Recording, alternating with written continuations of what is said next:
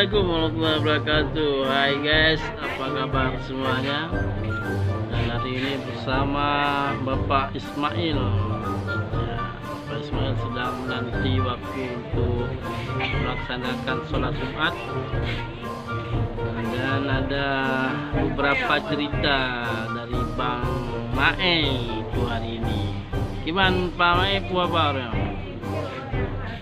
Hah? Gimana Maee? Hah? Oh barusan Teungeut tak kau sang pakai hehan. Hah? Ada hehan. Hei. Kau nak keluar lah. Apa tahu? Hah? Kau telat hat terus ah? Ku na malam Jumat lu kamu. Hah? Hah? Bayang masjid ni. Kiban pu dah jak Maee sih kah? Hah? Hah?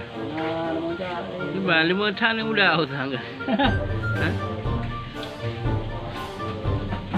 Gimana Maee?